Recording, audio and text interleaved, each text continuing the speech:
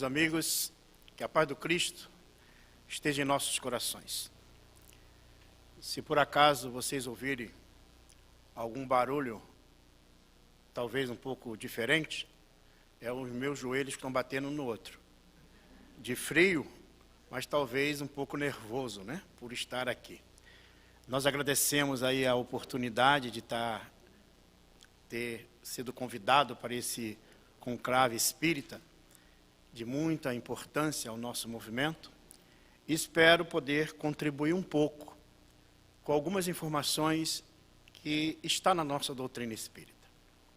Recordo-me que Hilário Silva registra numa obra ditada a nosso querido Chico Xavier, que estava certa feita o nosso codificador, numa tarde meio chuvosa, meio triste, por ele ter recebido algumas missivas que se reportava à doutrina espírita de uma forma não muito agradável.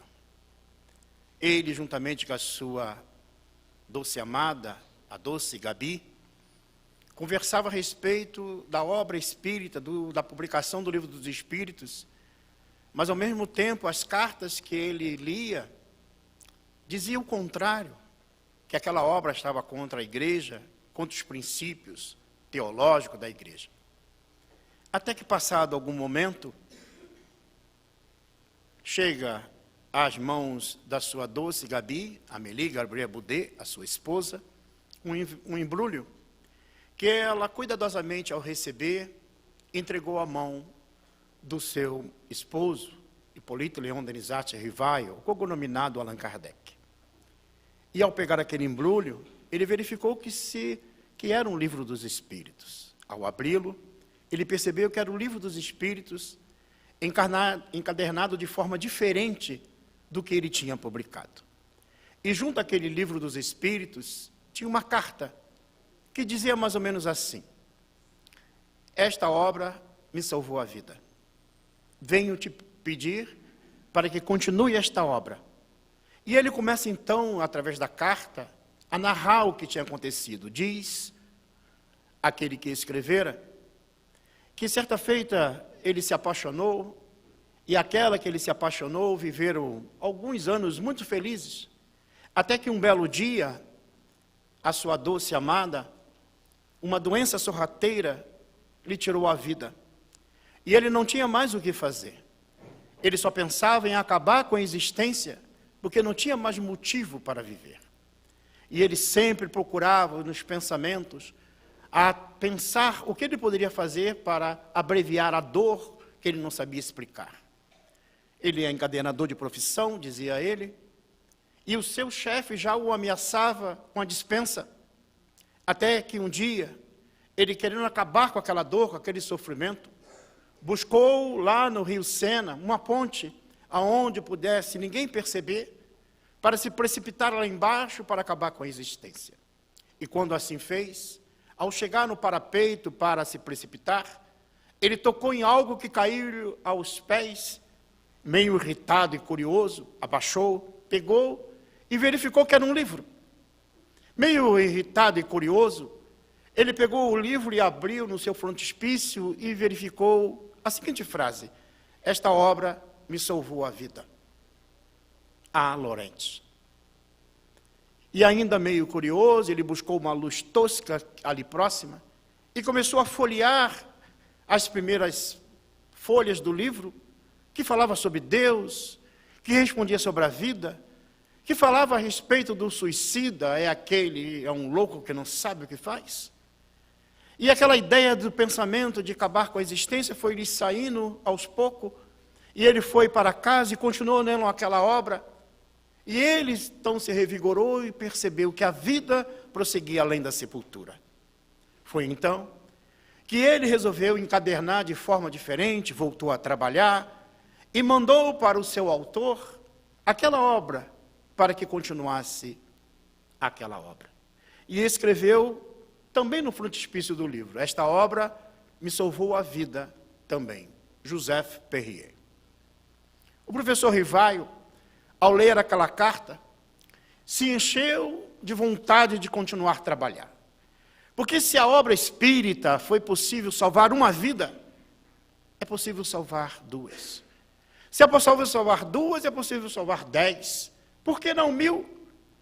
Então, neste pensamento, ele continuou a obra espírita a fazer aquilo que ela se propôs desde o momento em que ele codificara o Livro dos Espíritos. O Livro dos Espíritos é uma obra que, ao ser publicada, o nosso codificador teve o cuidado de apresentar em 4 matérias específicas, que tem um motivo de ser assim em 4 matérias. Da mesma forma que ele aprendera no grande castelo de Verdun, na Suíça, com o grande pedagogo Pestalozzi. Ele apresentou a primeira parte desta obra como falando das causas primárias, aonde ele vai trazer um novo paradigma para a humanidade, sobre Deus, sobre o Espírito, sobre a matéria. E na segunda parte ele vai desenvolver a realidade do mundo espiritual, ou seja, o objeto de estudo da doutrina espírita. E na terceira parte, ele desenvolve as leis que regem o mundo espiritual e que regem as leis universais. E por último, na quarta parte, ele vai tratar justamente das consequências de seguir ou não as leis de Deus, que está na terceira parte. E quando ele desenvolve a primeira parte do Livro dos Espíritos, ele vai desenvolver, ampliar esta primeira parte no livro A Gênese. A Gênese, então, que hoje nós viemos e esse evento o homenageia, ela vai desenvolver a primeira parte do Livro dos Espíritos. A segunda parte do Livro dos Espíritos, ela vai ser ampliada e estudada no Livro dos Médiuns. A terceira parte, ela vai ser fundamentada no Evangelho segundo o Espiritismo. E a quarta parte do Livro dos Espíritos, ela vai estar estruturada nas visões, no entendimento do livro O Céu e o Inferno. O Pentateuco kardeciano é uma obra de interação e de integração. Ler ela em separadas é como se ficasse faltando uma parte. É preciso que leia de forma integral. E hoje nós vamos tentar mostrar para vocês alguns aspectos que está na primeira parte de A Gênese, que tem a ver com as ciências humanas, não as ciências humanas no sentido somente das ciências apresentadas, chamadas humanistas, mas as ciências criadas pelos homens. Lembrando que na questão 614 e 615 do Livro dos Espíritos, Allan Kardec, ao questionar os espíritos sobre as leis de Deus, os espíritos respondem: a lei de Deus é eterna e imutável como o próprio Deus, e o homem só é infeliz quando dela se afasta. E ao aprofundar esse conhecimento, os espíritos e a própria conclusão do codificador afirma que as leis divinas podem ser divididas em 2 partes: as leis morais e as leis físicas. As leis físicas, que cabe o homem de ciência estudá-las, e as leis morais, que cabe o homem de bem estudar, aprofundar e vivenciá-las. As leis físicas, por partir do princípio da descoberta humana, é natural que há o cunho materialista nesse processo da sua descoberta, e ela foi ao longo do tempo se distanciando das questões divinas. Mas tanto as leis físicas quanto as leis morais, elas partem do único tronco, o tronco das leis divinas. E aí, quando nós estudamos, por exemplo, a Gênese, nós vamos perceber o que acontece na realidade, o que ele apresenta nesses capítulos sobre as ciências. Por exemplo, o primeiro capítulo da Gênese vai tratar a respeito de Deus, o papel da ciência. Sobre Deus, no capítulo 2, tem a Odisseia, o bem e o mal, as ciências humanas e sociais. Nós temos aí as ciências de uma forma geral, a história, a cosmogonia, a arqueologia, a cosmologia, a geologia, a química, o evolucionismo. Todas essas ciências estão dentro da Gênese. Quando estudamos detalhadamente, fazendo os contrapontos com a ciência ordinária, nós vamos perceber esse conteúdo. Por exemplo, quando nós vamos tratar do caráter da revelação espírita, nós vamos verificar que o caráter da revelação espírita, por ela ser divina, ela vai tratar das ciências, principalmente na visão das ciências que vai tratar das crenças, das religiões. Ela vai fundamentar justamente esse pensamento. E à medida que vamos aprofundando, vamos perceber que as ciências ou as religiões, de uma forma geral, que foram estruturadas em ideias materialistas, embora com a proposta divina, nós vamos resgatar, a partir do estudo dessa primeira parte, em A Gênese, a respeito dessa realidade das crenças de uma forma geral. Nós temos aí, a respeito sobre Deus, que até a Odisseia, que é o eixo de todas as crenças religiosas e o objetivo de todos os cultos. Quando Allan Kardec vai tratar a respeito da existência de Deus, da natureza divina, da providência divina, a visão de Deus, o entendimento de Deus, ele amplia o conhecimento que as ciências, ou até o próprio conhecimento religioso, sempre falou sobre isso. A única diferença é que, ao apresentar essas questões, ele apresenta com uma lógica, com um entendimento, que a partir desse conceito, desses entendimentos, nós começamos a perceber a particularidade que o Espiritismo pode contribuir com o conhecimento da humanidade. Nós temos aí algum pensamento, a atuação do pensamento divino, como ele relata em A Gênese, mostrando que o pensamento divino, ele está envolto em todo o universo. Todos nós estamos mergulhados nesse pensamento divino. Esse pensamento divino, que nós estamos estruturados, estamos ligados uns aos outros, por sermos espíritos imortais, figuremos o pensamento de Deus, diz ele, sobre a forma concreta de um fluido inteligente que enche o universo infinito e penetra todas as partes da criação. Natureza inteira mergulhada no fluido divino. Quando nós começamos a analisar a partir desta percepção, nós começamos a ver que cada ato, cada atitude, cada pensamento nosso está interagindo com o universo inteiro. Está interagindo com essa força maior, com esse pensamento maior, como o próprio Cristo já nos falava a respeito, que nós podemos nos integrar a Deus e nós podemos agir como tal. Eu e o Cristo somos um, ou nós somos, eu e Deus somos um, e vós podeis fazer muito mais do que eu faço. O próprio Cristo já nos orientava nesse sentido. Tudo está submetido à sua ação inteligente, à sua providência, à sua solicitude. Todo ser está saturado dele. Nosso pensamento está em contato com o pensamento de todos, de uma forma geral. Vejam que a partir dessas análises, nós vemos a integralidade desse pensamento. Não é uma visão da doutrina panteísta, aonde nós perdemos a nossa individualidade, mas a nossa integração na própria estrutura do pensamento divino. Aí nós temos, no capítulo 3, justamente a respeito sobre o bem e o mal. Aqui nesse capítulo, as ciências que podem estudá-la e aprofundá-lo é a sociologia, a psiquiatria, a psicologia, a filosofia, a pedagogia, a política. Vocês poderiam me perguntar, mas Sidney, por que essas ciências não é citada pelo codificador?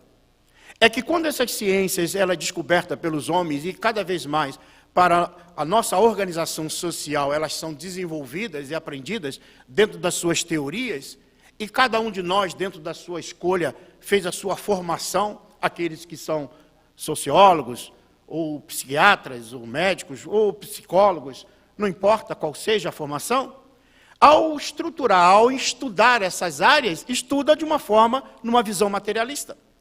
Recordo-me que certa feita, numa das aulas de estudo da fisiologia, nós estávamos analisando o cérebro, as suas fissuras, para entender as características do comportamento humano. E naquele instante perguntei ao mestre, professor na área de fisiologia, aonde é que estava estruturado ali a inteligência? E ele, dentro da visão acadêmica, disse que a inteligência, uma energia que ia, que voltava, ele tentou explicar da forma biologicamente que ele pudesse comprovar a partir daquele instante. E quando assim ele fez, Eu me senti muito tranquilo porque, ao estudar a doutrina espírita, nós começamos a perceber que quem pensa é a alma, é o espírito. O corpo é apenas instrumento da alma. Aquele cérebro que estava ali, quando a ciência tenta a fazer através da análise, não encontra a alma, nega. E quando ela é aprofundada e estudada, nós começamos a perceber que a doutrina espírita pode colaborar com esse conhecimento, embora as ciências ainda, acadêmica, de uma forma geral, ainda está distanciada deste entendimento. Nós temos aí, no capítulo 4, o papel da ciência na Gênese. Nós temos a astronomia, o cálculo, a física, a química, a mineralogia, a geologia, a botânica, a zoologia, a paleontologia, a antropologia, a arqueologia. Todas essas ciências, ao passar a estudar a quarta parte, o quarto capítulo da Gênesis, nós vamos estar estudando diretamente essas ciências. É natural que quanto mais o conhecimento for aprofundado, mais poderemos entender esta realidade. Aqui nós temos a astronomia, no capítulo 5, que vai tratar justamente sobre as questões astronômicas, a visão do entendimento dos próprios espíritos que, de uma certa forma, eles a definem e, de uma certa forma, eles traduzem esse conhecimento, como o próprio Galileu, através das suas comunicações. Nós temos também a Gênesis, que é a orografia geral, que é o capítulo que vai tratar de uma mensagem de Camilo Flammarion, que o médium Camilo Flammarion recebeu de Galileu, espírito, que vai falar justamente dessas criações, dessas formações da Via Láctea, dos cometas, dos satélites. Então vejam que a doutrina espírita trata de todos esses assuntos, sem nenhuma dificuldade, colaborando com o conhecimento humano, de uma forma geral. E aqui nós podemos perceber que esse conhecimento adquirido, quando a própria doutrina espírita surge no ano de 1857, nós temos a teoria de Charles Darwin, que é publicada em 1859, sobre a teoria da seleção natural, e nós vamos perceber que todo o conhecimento adquirido da visão do aparecimento das espécies mais simples até o homem, precisaria entender ou avançar no conhecimento posterior ao homem. E na introdução do Livro dos Espíritos, ele vai afirmar a respeito desse buraco negro, desse espaço que existe entre alfa e ômega, entre a primeira letra do alfabeto grego e a última, entre o homem e Deus. Diz o codificador: proponho preencher esse espaço com o mundo espiritual. Então, como Darwin apresenta que desde as espécies mais simples até o homem há um encadeamento, do homem até Deus, o mundo espiritual preenche justamente aquilo que as ciências ou as religiões tentaram preencher de uma forma geral. Sendo que o mundo espiritual é pré-existente e sobrevivente a tudo. Pode o mundo material deixar de existir sem que mude a essência do mundo espiritual. O mundo espiritual é para onde todos nós iremos e da onde todos nós viemos. Acredito que a maioria aqui já deve ter assistido o filme Nosso Lar. Por gentileza, quem assistiu? Então, isso faz voltar à mente de vocês o filme Nosso Lar. Ao assistir o filme Nosso Lar, recordo-me que algumas pessoas na nossa casa espírita, lá em Florianópolis, quando voltaram do filme e nos encontramos na casa espírita, alguns disseram assim: Sidney, eu assisti o filme Nosso Lar e descobri uma coisa terrível. E eu fiquei preocupado, porque eu queria saber o que era tão terrível assim. Eu descobri que o umbral espírita é pior do que o inferno católico. E aí as pessoas ficaram apavoradas, porque elas viram o umbral espírita e foram entender e fazer a comparação com a teoria da visão do inferno. E quando a gente pega o livro O Céu e o Inferno, Allan Kardec desconstitui esse pensamento do inferno. Desconstitui esses pensamentos. Por isso que a doutrina espírita ela tem que colaborar. Ela não é contrária a nenhuma teoria, nenhum pensamento religioso. Pelo contrário, ela vai acrescentar a esse conhecimento. Na análise feita, por exemplo, no livro O Céu e o Inferno, ele vai mostrar que a teologia que trata a respeito do inferno e do paraíso, ela adquiriu esse conhecimento do paganismo, aonde lá aqueles que faziam o mal iam para uma determinada região, e lá tinha uma criatura que ficava lá cuidando para que ninguém saísse de lá. E os bonzinhos iam para as benesses do céu. Só que ao adquirir a teologia a partir desse conceito, disseram, há um local aonde os indivíduos que fazem o mal permanecem lá. Mas só que aquele que cuida desse local, de vez em quando sai para dar uma voltinha por aí, para pegar os distraídos para levar para lá também. E aí mostrou que há a questão do céu. Só que isso durou pouco tempo, mais ou menos 500 anos, até que alguém chegou e pensou assim, mas se eu fiz o mal e vou para o inferno, como é que eu posso sair de lá? E aí o homem deu um jeitinho, como tudo é ajustado pelo homem. Aí foi criado o purgatório, em 589. Ao criar o purgatório, do purgatório dá para sair. Então vejam que essas atitudes são atitudes humanas, que nós fomos educados numa educação judaico-cristã, e nós aceitamos essas teorias. O que a doutrina espírita faz hoje? Ela resgata esses pensamentos, por isso que é o novo paradigma. Não é contra, ela apenas faz a comparação, a análise, aprofunda essas questões.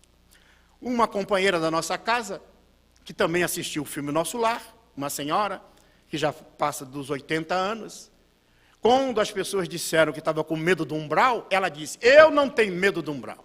E todo mundo ficou feliz, porque ela disse que não tinha medo do umbral. E perguntaram a ela, mas por que a senhora não tem medo do umbral? E ela disse, ora, o umbral é muito maravilhoso. A lama lá é medicinal, vai acabar com as rugas. E outra, que chegando lá só vai ter gente conhecida. Então, melhor ainda. Então vejo que a visão da doutrina espírita, ela não tira a realidade da consequência do comportamento humano. Mas, ao mesmo tempo, ela mostra uma realidade. Se vocês lembram do filme Nosso Lar, que André Luiz permaneceu durante 8 anos nessa região do umbral, lembrando que o umbral, gente, fica próximo à cidade, fica próximo à colônia espiritual Nosso Lar.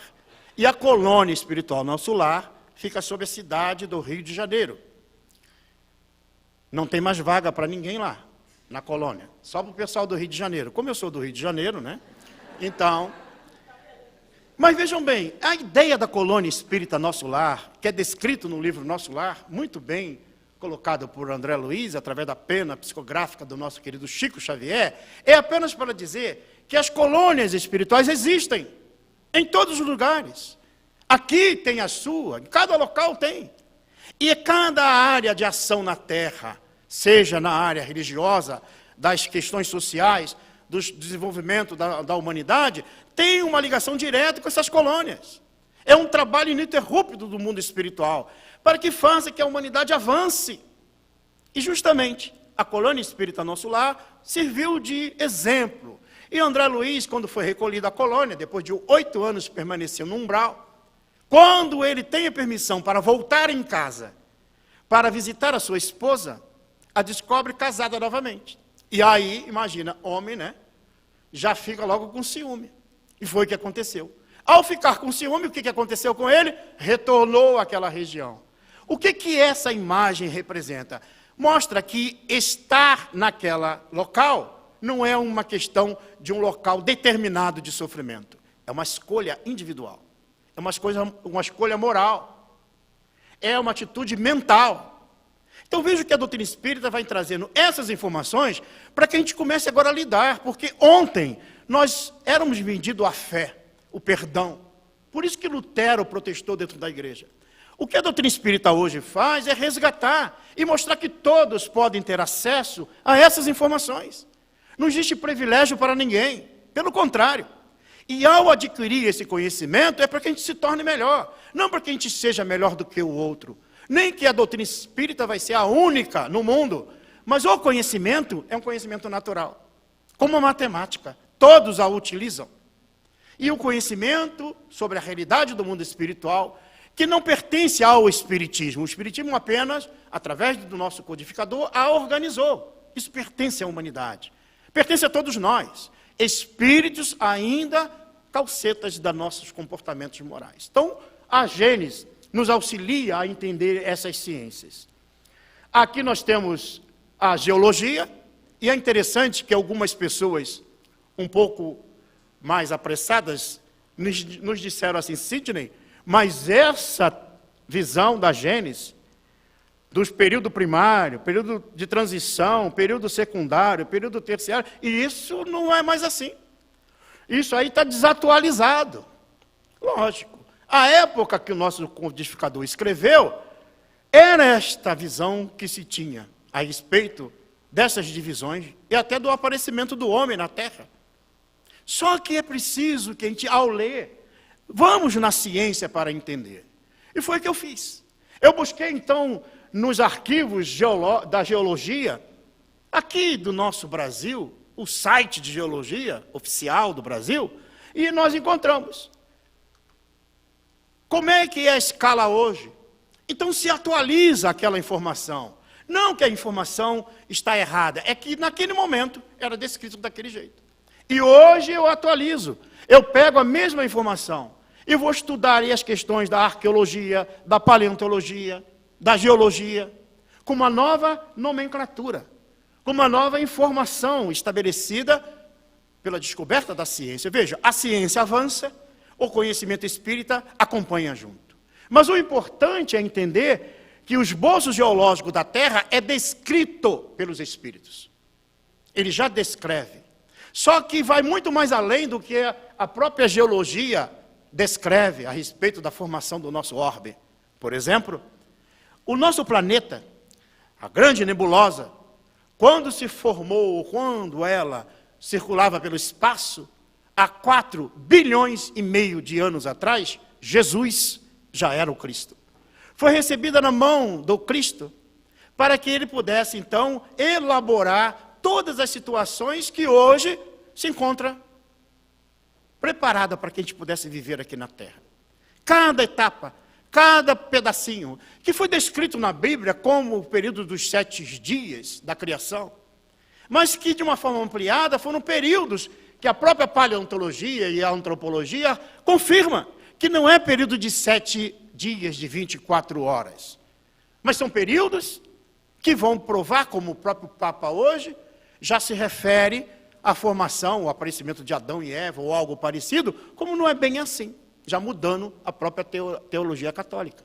Então significa dizer o seguinte: nós, na humanidade, vamos avançar a tal ponto de entender todo esse processo de uma forma simples, sem que haja privilégio de A ou de alguém nessa situação. E hoje, nós temos uma visão da evolução humana, desde as espécies mais simples, apresentada por Darwin, e até aqueles que discordam dessa teoria, e até o aparecimento do homem. Isso está no nosso site do estudo geológico do nosso Brasil, através dos cientistas desta área. Então, o que eu quero mostrar aqui é que podemos pegar a ciência espírita, o conhecimento do espiritismo, e agregar esses conhecimentos que a própria ciência apresenta. Porque aí nós vamos acrescentando e ampliando esse entendimento a cada etapa, a cada momento. Nós temos a cosmologia, apresentada também no capítulo 8, teoria sobre a formação da Terra. Nós temos aí a ideia do Big Bang, colocado numa determinada época, mas nós podemos ampliar e verificar que isso vai muito mais além. Nós temos a mão augusta do Cristo, preparando o ambiente da Terra. Até porque hoje, quando nós olhamos a nossa humanidade, a gente acha assim: meu Deus, está perdido. Jesus deve ter ido embora, e largou tudo aí, e o povo está largado. Nada disso. O planejamento do Cristo não é um planejamento dessa play de espírito, não é um planejamento de alguns minutos, de alguns instantes, de alguns anos. São planejamentos que vão levar muitos anos para que aconteçam. Tanto é que ele, há 2000 anos, ele disse assim para nós: amai-vos uns aos outros. Há 2000 anos. E hoje, o que a gente faz? A gente fala assim: amai-vos uns aos outros. Acho que Jesus errou. Aquele ali não dá para amar, não. Aquela ali, meu Deus, aquele então, aquele meu vizinho, meu Deus. Vejam que esse conhecimento, essa forma de ensinar, ele aguarda pacientemente para que a gente avance nesse conhecimento. As revoluções do globo, nós temos aí o livro do nosso querido Divaldo Pereira Franco, que vai falar sobre a transição planetária. Ele se refere ao grande tsunami que aconteceu naquela região da Tailândia, onde mais de 200 mil corpos foram encontrados nas praias, mortos, as pessoas. Ele falando da revolução do globo, dilúvio, todas essas transformações, inclusive mostrando que guarda uma relação direta com seus habitantes, o estado físico do orbe. À medida que os nossos pensamentos desajustados, desequilibrados, as nossas atitudes desajustadas, desequilibradas, colaboramos também para que o planeta tenha dificuldades também. Então, por isso, que quanto mais eu entendo na doutrina espírita, mais eu vou ampliar o conhecimento para entender que a consequência do mundo, na forma física, guarda diretamente uma proporção com seus habitantes. Então, à medida que nós avançamos, evoluímos, vamos chegando a um estágio melhor na evolução. A gênese orgânica, a química, a zoologia, a biologia. Olha o parágrafo que Allan Kardec nos deixa. O Espiritismo, longe de temer a descoberta da ciência e o seu positivismo, lhe vai ao encontro e os provoca. Então, a doutrina espírita não tem dificuldade nenhuma de analisar os conteúdos da ciência. Mas só que há um detalhe. Para que isso possa acontecer, eu preciso conhecer a doutrina espírita. Uma leitura superficial não me dá condição de perceber. Se eu, pelo menos, ouvir algumas palestras, não tenho condição de analisar. Até porque a doutrina espírita é uma doutrina que é um estudo perseverante.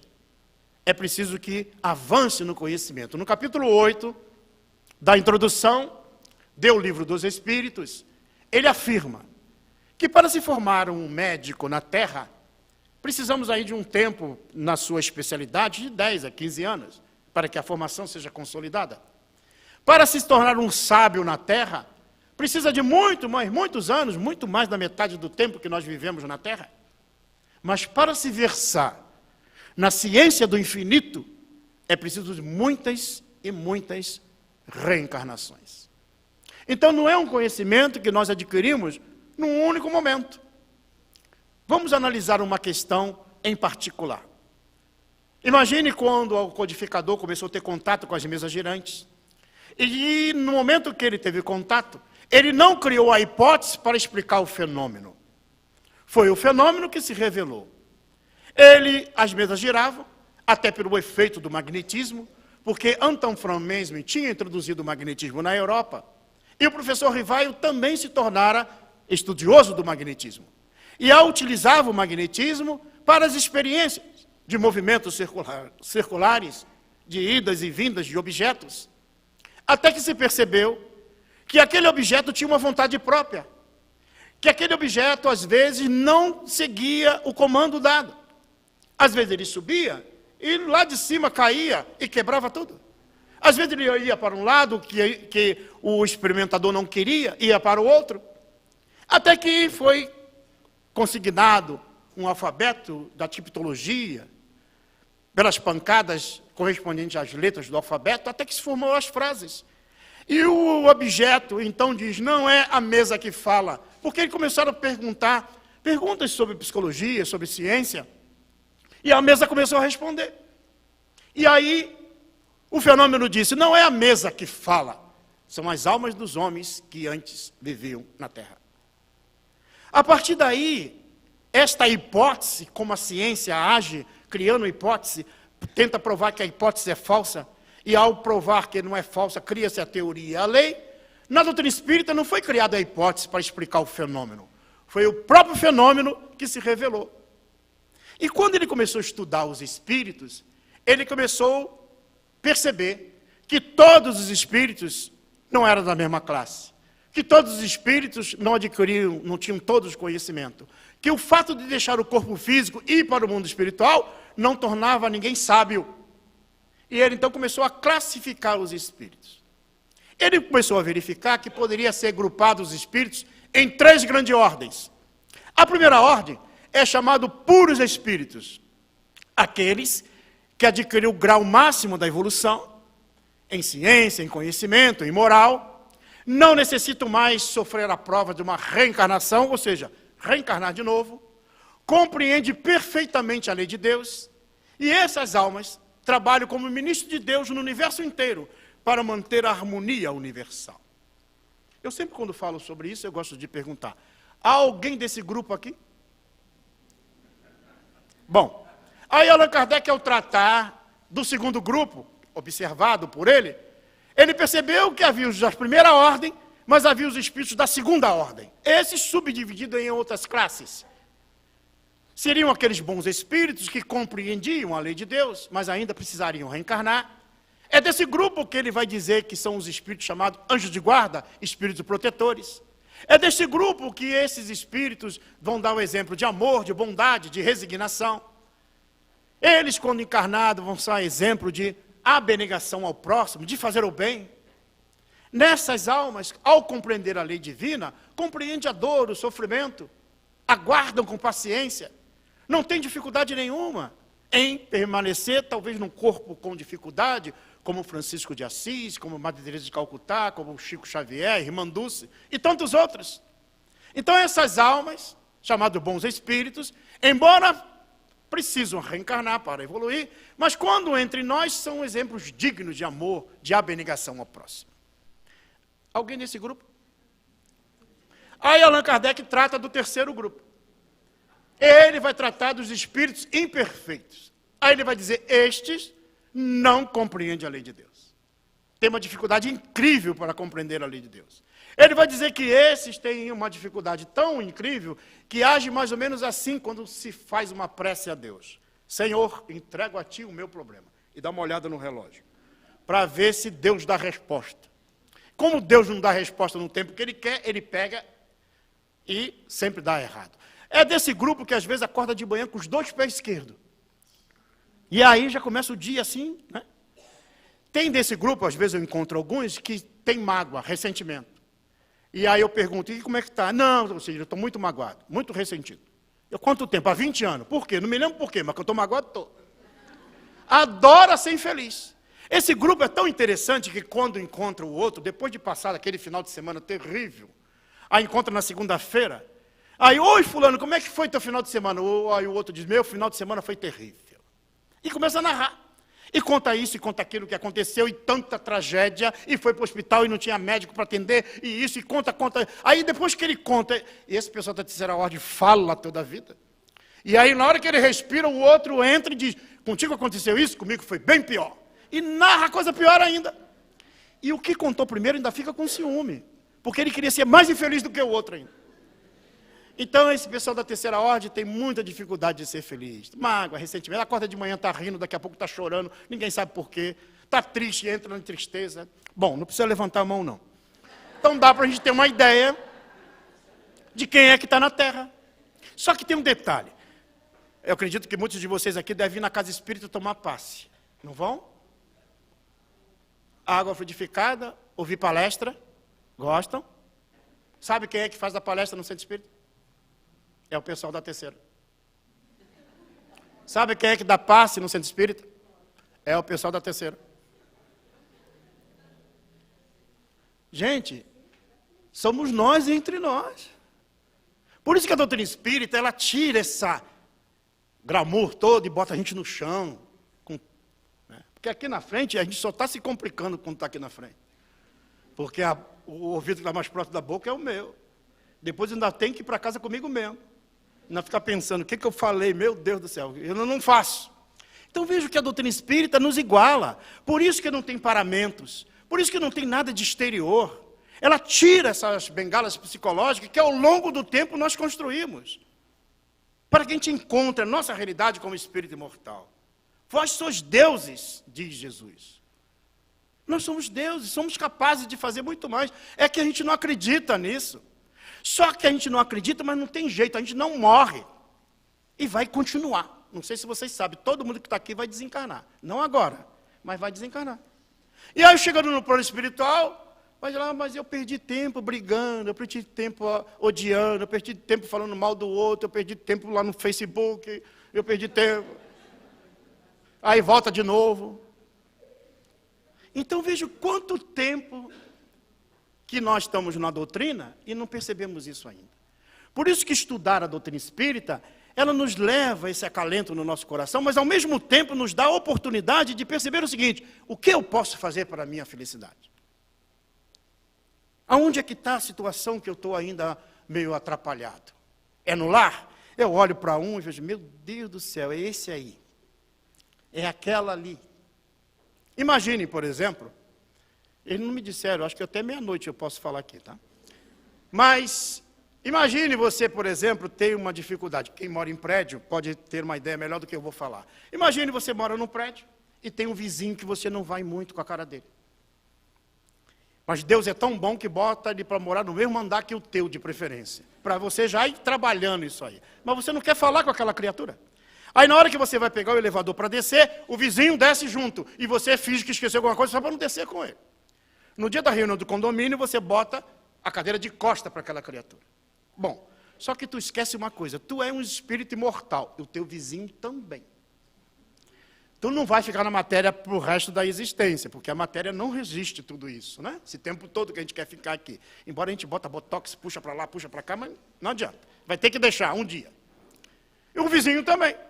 Aí você vai para o plano espiritual, encontra o teu anjo de guarda, e o teu anjo de guarda vai lá e olha a tua ficha e fala assim, meu filho, tu caiu nisso, caiu.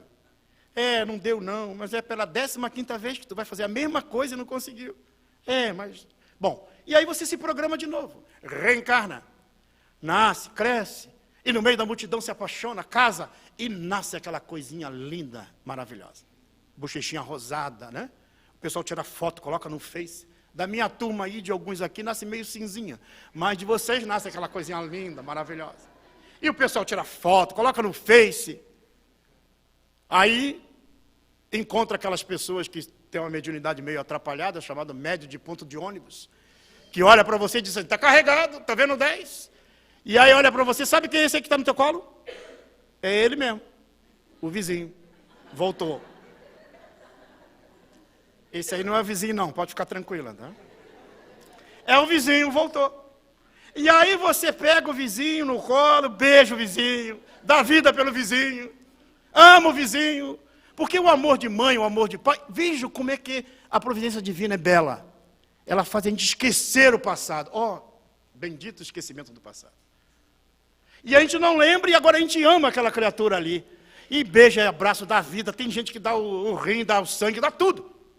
E aí quando chega no plano espiritual, quando reencontra, tu era o vizinho, era.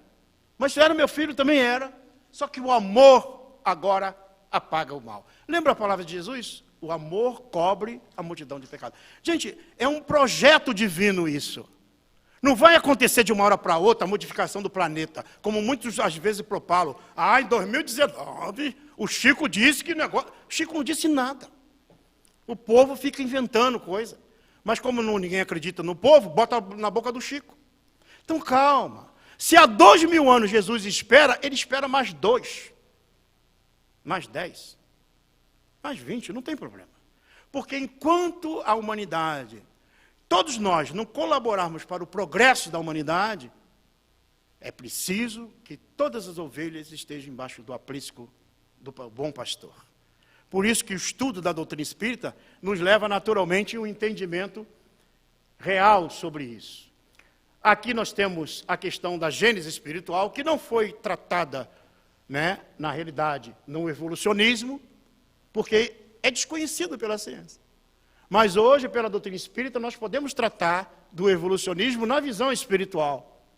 Da evolução da alma, do espírito, que começou como simples ignorante, que passou pelos reinos mineral, o reino vegetal, o reino animal, e agora se corporifica e se individualiza no homem.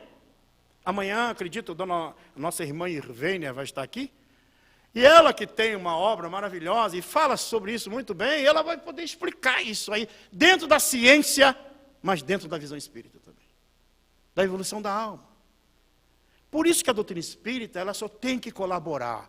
Ela não é contra ninguém, nenhuma teoria, e muito do menos precisa criar proselitismo para que as pessoas estejam debaixo da doutrina. Pelo contrário, as pessoas vêm porque querem, compreendem porque aceitam a teoria e vê que tem lógica, mas não uma lógica irracional, não algo superficial, algo profundo, que pode ser aprofundado a cada instante, a cada momento. Aí nós temos algumas visões, aparecimentos na Bíblia, né? Na Gênesis mosaica. Eu estou passando rapidamente, só para vocês terem uma ideia. A ideia é que vocês se interessem em estudar a Gênesis. O aparecimento de cada época, né? Que nós tivemos aí na humanidade. E o nosso Cristo, que ao receberem todo esse projeto de vida na Terra. O Espiritismo é a nova ciência que vem revelar aos homens, por meio de provas irrecusáveis, a existência e a natureza do mundo espiritual e suas relações com o mundo físico. Então, o mundo espiritual é pré-existente e sobrevivente a tudo. Pode o mundo físico deixar de existir sem que mude a essência do mundo espiritual. E quem a comanda, e quem a dirige, e quem a ditou para nós é o próprio Cristo, ao prometer o Consolador prometido. E ao trazer o Consolador prometido, ele disse, tudo que eu não tenho dito, o Consolador vos dirá. Explicará todas as coisas. É isso que faz o estudo da doutrina espírita. E na medida que eu estudo a doutrina espírita, eu vou compreender que uma vez despertada a atenção, a beleza e a santidade da moral impressionarão os espíritos, que então se dedicarão a uma ciência que lhes dará a chave da vida futura e lhes abrirá a porta da felicidade eterna. Não a felicidade passageira, mas a felicidade eterna. Moisés começou, Jesus continuou, e o Espiritismo concretizará a obra. Esse é o trabalho da doutrina espírita. E como Jesus, o nosso mestre divino, ele está ao comando de tudo isso, como Espírito de verdade, para nos direcionar para o aprisco seguro, ele aguarda pacientemente que cada um de nós venhamos adquirir esse conhecimento. E recordo-me que através da pena psicográfica do nosso querido Chico Xavier, ele pôde registrar um colóquio através do Espírito Maria Dolores, um colóquio de Pedro com Jesus, porque Pedro queria encontrar o reino dos céus, e queria aprofundar esse conhecimento, esse entendimento, e aí naquele instante desse colóquio, mais ou menos diz assim, Maria Dolores, terminara Jesus a prédica no monte, nisso o apóstolo Pedro se aproxima, e diz, Senhor, deve haver alguma ponte, ou alguma coisa no alto, ao céu que brilha muito acima, conforme eu vi de tua própria voz. Sei que o reino do amor está dentro de nós, mas deve haver no além, o país da beleza, mais sublime em fulgor e grandeza. Onde está a ligação, Senhor? Onde esse divino acesso? Jesus silenciou, como entrando em recesso. Da palavra de luz que lhe fluía a jorro, se convagou a olhar pelas pedras do morro, e depois de cumprida a reflexão, falou ao companheiro, ouve Simão, a ponte que imaginas existe, mas não é bem pela antiga estrada humana. Como será esse caminho? Tornou Simão a perguntar, e Jesus respondeu sem hesitar, coração que escolha, às vezes vai sozinho, reconhece senão renúncia e dor, solidão e amargura, quando vive e pratica a lei do bem, sofre o assédio do mal, que o vergaste procura reduzi-lo à penúria e ao desfalecimento. Quem busca, nesta vida transitória, a ponte de luz para a eterna vitória, há de saber amar os próprios inimigos. Não contará percalços nem perigos para servir aos semelhantes. Viverá para o bem a todos os instantes, e mesmo que o mal pareça vencedor, confiando em Deus doará mais amor. E mesmo que a morte, Pedro, se lhe impunha, na justiça ferindo-lhe a vergonha, aceitará pedradas sem ferir. Desculpará injúrias e humilhação, se deseja levar o coração à ponte para o reino do porvir. Alguns dias depois, o Cristo flagelado encontrava na cruz o impacto da morte, silencioso, sozinho e desprezado. Terminada que foi a gritaria da multidão feroz naquele dia, ante o céu anunciando aguaceiro imenso, Pedro foi ao Calvário, aflito e atento, envergando disfarce. Queria ver o mestre, aproximou-se para sentir o extremo desconforto. Simão chorou em ver o amigo morto, e ao fitá-lo, magoado longamente, ele ouviu uma voz a falar-lhes das alturas. Ouve, Simão, Recorda os pensamentos teus e meus. Esta cruz que me arrasa e me flagela é a ponte que sonhavas alta e bela para o reino de Deus. Muita paz e muito obrigado a todos.